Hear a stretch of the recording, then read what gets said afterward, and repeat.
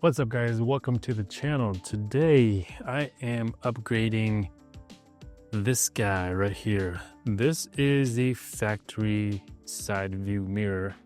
I will be replacing it with the spotter mirror. Obvious reason why it's called a spotter mirror. It has this little corner mirror that is a little bit convex and it's adjustable, so that way you can really dial in exactly what you are trying to see with that little mirror. The big mirror, obviously blind spots, changing lanes, stuff like that, just like the factory mirror. But this corner mirror, for me at least, I have a lift on my Tundra and I have tires that stick out just a little bit, so being able to see that rear tire whenever I want is amazing. It also helps with the blind spot as well. So in addition to the big mirror, the little mirror that's adjustable, you can really dial in where you want to see. So if you want to see a tire, if you want to see just the blind spot, you can dial it in for that. But for me, driving this thing daily, I sometimes go downtown Denver where there's city parking, parallel parking, so being able to see the curb is nice. Also, being able to see the tire when I'm driving on the highway is nice too, making sure I'm in the lane, just because this truck is bigger than my Tacoma and my wife's car, so that way when I go from a smaller car to this Tundra, I make sure that I stay in the lanes. So that helps with that as well. So the way I did on the driver's side is the way I don't recommend, which is pulling from this way.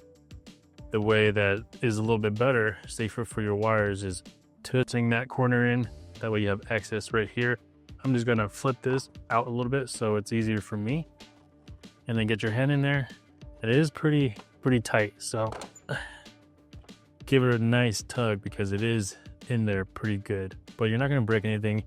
The way that it's connected is with this middle socket pretty much. That socket butts up with that and it just pops in there, so it just really needs to get out of that little recess that it's built for it. And then fold it up like this. See how these arms are still intact? Pull them out. From what I found is that these are not polar sensitive, so there's no positive or negative. They just power it. Once you have your mirror off, use something flat. It's going to be a little bit easier.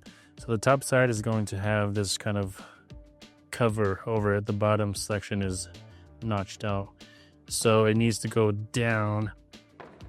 The best way to do it is with a flathead. You can get your flathead kind of in here, pushing down and then prying at the same time, and then you'll hear it pop out just like that. Now this middle socket is what's going to connect back into the side mirrors. So I would clean that up real well if there's any gunk like mine has.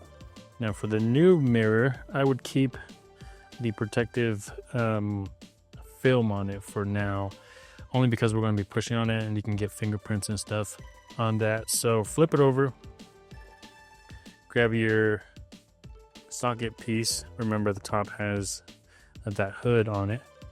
Put it down on that and you'll feel it fall into place, and then just push up and you'll hear it clicking just like that.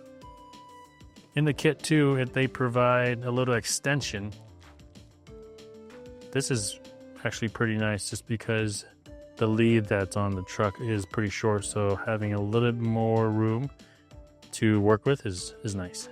So with the leads that they give you, connect it to the factory connectors.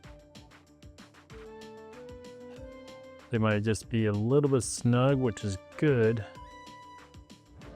So just push it on in there.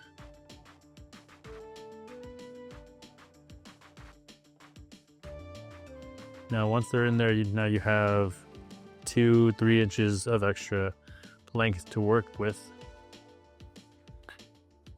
Then grab your spotter mirror, connect them in. Like I said before, it doesn't really matter which one you plug it into. There's no positive or negative. Now this step here is completely optional. I got a little bit of grease. I'm going to put it right in here on the back of the mirror and a little bit on the vehicle itself. So that way it helps it slide in there just a little bit easier. And you flip it over, kind of figure out where it is,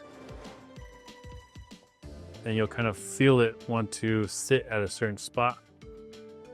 And then using a rag, that way you're not just applying too much pressure to it, and then just push. Try number 2. Right there, feels good. It kind of doesn't want to go left, right, up or down. And now I just got to put enough pressure to it. Try number 3.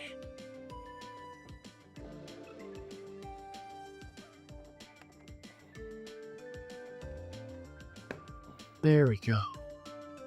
Yeah, a little scary for sure because you're pushing on glass. But this glass is different than like your standard glass. So it's a little bit more forgiving. So once it's popped in, just make sure it's in all the way, which it is because we heard it pop.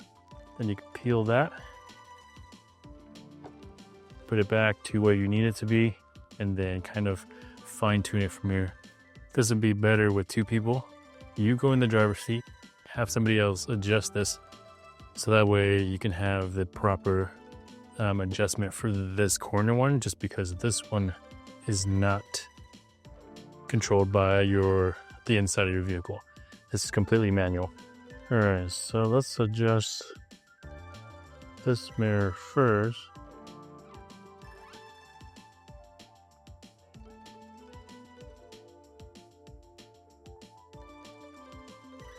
It's about good right there. And then now we just need to adjust this middle guy, so that way I can see the tire. And you see how wide I can see now with this little guy too, compared to this here. And I can see my tire. And then for the passenger side, there's pretty good. I like just being able to see the body of the truck just enough. Then the corner one is actually pretty good. I can probably adjust it down just a little bit, but besides that, it's pretty good.